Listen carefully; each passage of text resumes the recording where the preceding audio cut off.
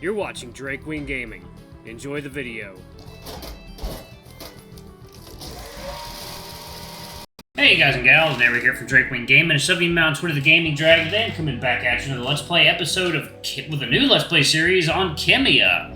Yep, so we are done for now with Interea until that gets an update, so I'm going to be moving on to Chemia.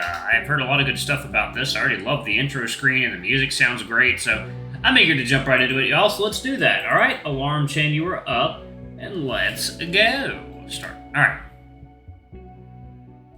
Alright, let's do it. I'm eager. I am one eager beaver. Alright. I lay back in the cool blackness of my mind. It's nice, sort of half meditation that my mindfulness teacher taught me several years ago. It helps to calm my mind, pull it inward from the outward chaos. It makes me forget the responsibilities that rest upon my shoulders. My god, this music is loud. Oh, it's not the music. Oh my god, what is it? What? Alright, so I have no idea what it is then. Alright. Makes me forget the responsibilities that rest upon my shoulders. Mainly they rest on my mentor's shoulders, but in turn he rests upon mine. Focus. I admire the way I'm able to isolate my mind in a place such as this. For many months afterwards, setting foot within these walls sent me into a... I can't. Nope, I gotta lower the damn volume. Okay, hopefully that did it. Okay, let's go. For many months afterwards, setting foot within these walls sent me into a fit of gasping, as if I were drowning. Now I imagine it to be a different place in time and space. The events are 3 years behind me. Not only that, but that point in space in which it occurred is billions of kilometers away, in a void that we shall never return to. The halls of the university are only an illusion of a consistent space. Rather, we are at a different point in the universe every moment we exist, whether that be at home, school, or on a diplomatic mission to Chemia. Therefore, I am free from that moment and that place. Now I am in a clean space. It's exactly the kind of place I need to exist in mentally to keep this assignment. A type of assignment I've wanted my whole life. A soul mind is one of our most important assets, sound mind. The past is in the past, and yet the framing of the space is consistent as I just reasoned. The marble, the statues, the lecture halls. These were all here when it happened. They are here now. So is it really clean? Stone doesn't live, therefore it cannot witness. But is that even true? I realize my meditation is veering off course, but it's easy to be distracted when you're laying on a bench made of marble and your head is beginning to ache. Then my concentration is broken and I sigh, rubbing my paws over the cool, polished marble. These marble benches and pillars witness they absorb the lives that speak and move around you? If so, then simply distancing myself from a point in space is useless. The objects most important to the event continue to exist nearby. The idea of buildings embodying a character isn't my own. My instructor in Anadastrian architecture once said that long-lasting structures assume identities more distinct than the people who built them, especially as time. We witnessed it. We saw you bleed. I opened my eyes, disturbed by what seemed to be both an inner and an audible voice. In fact, I pinpointed to the statue right in front of me, the one of Antonia crouched on her pedestal. I frowned, staring at it. I'd certainly heard something from that direction, like a whisper. There's no question that this university is filled with unamalgamated spirits, and even in the bright morning light that pours through the windows, Antonia appears eerie to me. Of course, her most famous deed was being an asymptomatic carrier of Lucius fever while a prisoner of the jackals, the outbreak killing thousands. If any statue is haunted, it is likely hers. And then I move across the hall. She seems to follow me with her gaze. Not just her eyes, but her head as well. It's so distinct that I have to... Scipio! Oh, gods! I leap into the air, stumbling away from the sudden voice and movement. Veterus? Must you shout? Am I shouting? I consider this to be a perfectly reasonable volume. Suppose my advancement in age only continues, and you must learn to live with it. I love that line. Holy shit. I suppose my advancement in age only continues and you must learn to live with it. I'm old, fuck you. That's a great line, holy shit. I rub my chest looking over at the statue, a strange dark feeling slowly dissipating. Second, y'all. Coffee time.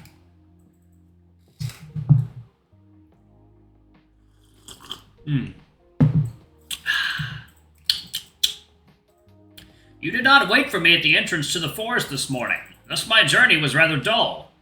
Do you find me all that interesting? I moved toward a bench, one further away from the statue of Antonia.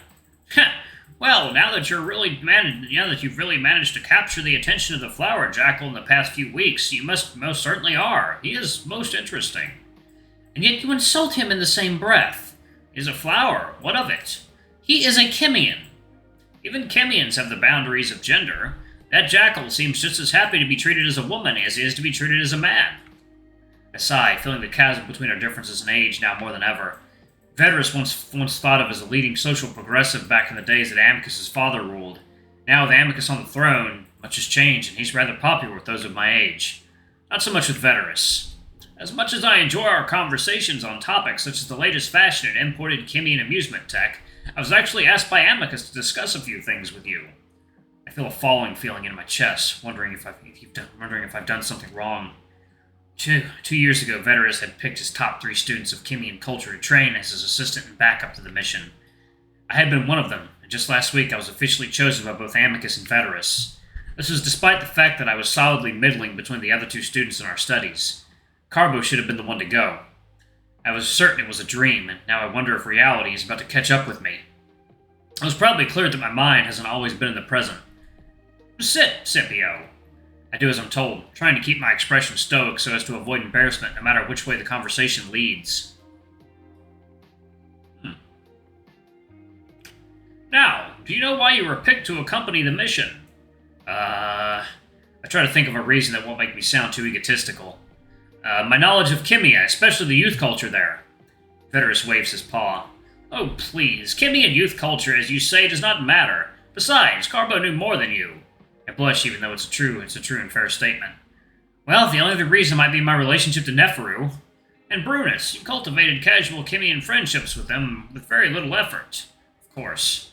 I didn't know that having some type of relationship with the actual Chemians we had here would be important. Over the past year, I've made time to speak to them after each of our meetings, making sure to casually greet them if Amicus or Vedris walks by. I don't know them well, but I needed some type of advantage over Carbo. I tried to make it obvious that while Carbo had his nose in his books, I was talking to real Chemians in casual and a friendly way.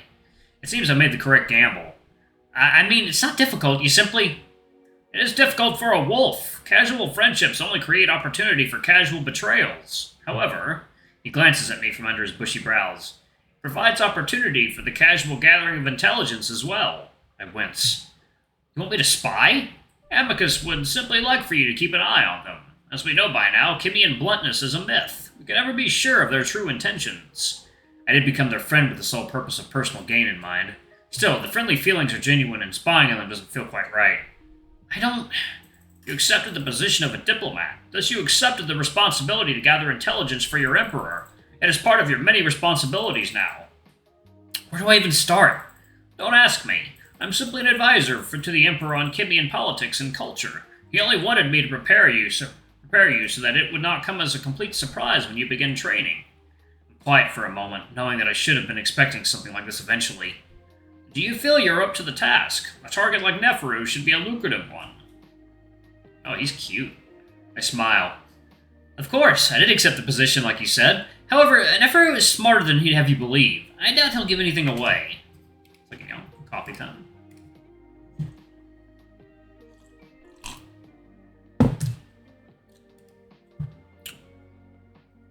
Oh, no, that jackal's head is full of sand. Even the Emperor has publicly said so. Have you not considered that they are planting him to better spy on us? I gives my mentor a pause, then he shrugs. If they are, then there are some serious issues in the uppermost echelons of Chemian power. It is well known Neferu is being punished by being here. I mean, he hates his son so much he sent him to live in the same palace as a general from the old war. A general that was unsurprisingly kick his balls into orbit. Ha! I sigh, feeling sorry for the jackal like I always do when I remember that event, immortalized by drone footage. It's what the jackal is most well known for. He walks in a few moments later with Brunus, the Chemian ambassador to Ad Astra. Oh. His art has changed a little bit. Brunus is the same, though.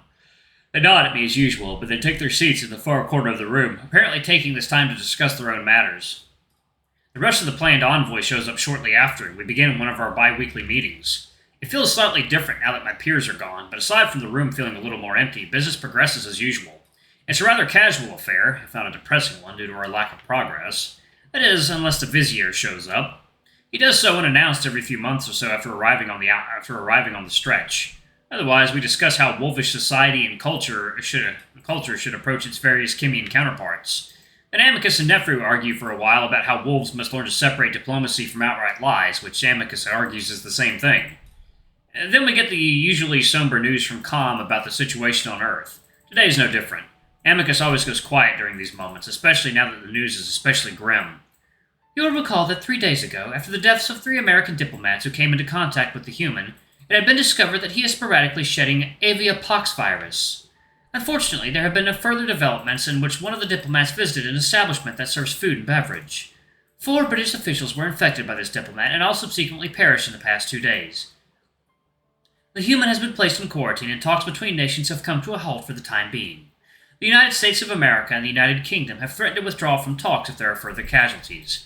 However, there appears to be no further spread of the virus at this time, likely due to its severity and its seemingly always fatal nature in humans. I don't understand many of the Earthwords, but I know the news is bad. How could aviapox be so lethal to these humans? And these threats to end talks, being part of the Galaxies makes one unused to the idea of hard borders on one's own planet. Amicus grumbles under his breath. How could they be so goddamn stupid? At first I wonder if he's talking about the humans, which I find unfair. Then I wonder if he's speaking of the parents, which I find rather terrifying. Then he raises his voice. Do we know of any sapiens that can contract aviapox and remain contagious after initial infection? I'm not a virologist, but considering how little we know of the effects of the virus in humans, anything could be possible. Yes, and due to parental negligence, he's in quarantine. I'm beginning to think we need to bring him back, like back here, back home. Amicus almost shouts, the first time I've heard him do so. The parents do work in the most mysterious.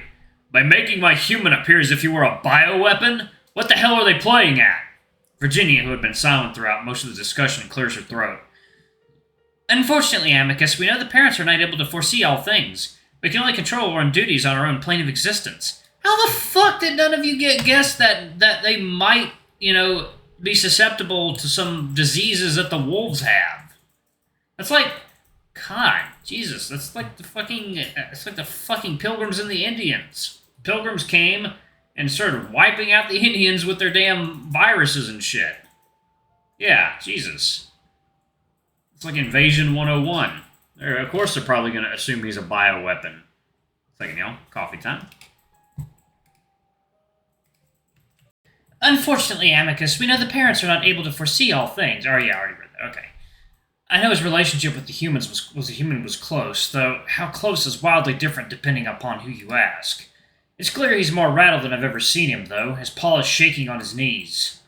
Speaking of which, you had something to announce to your envoy before the Empire as a whole, did you not? Did I? Virginia sighs. Oh, yes, sorry. The parental catastrophe on Earth had me slightly distracted. As you all know, our discussions with the Vizier and the Pharaoh have gone nowhere.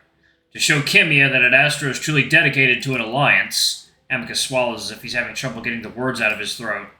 I will also be joining the envoy despite the many hardships this will bring our world. I do believe the benefits will outweigh the cost. Oh, so you'll be joining us. I'm surprised. Even I wouldn't have given in to Father's pompous demands so easily. We negotiated for 3 months, Neferu. Anyway, during this time, Virginia will fill the role of acting empress.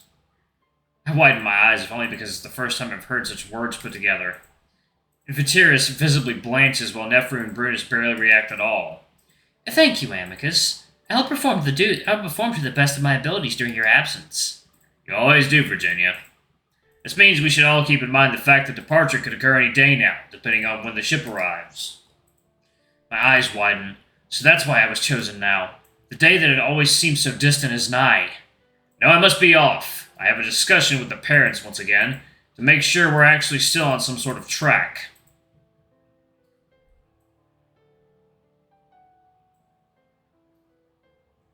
It's dark by the time we're heading out. On the way, Amicus corners me to covertly ask if I've had a discussion with Veterus, which I confirm. Then Amicus glances over at Neferu, who's leaning up against a pillar.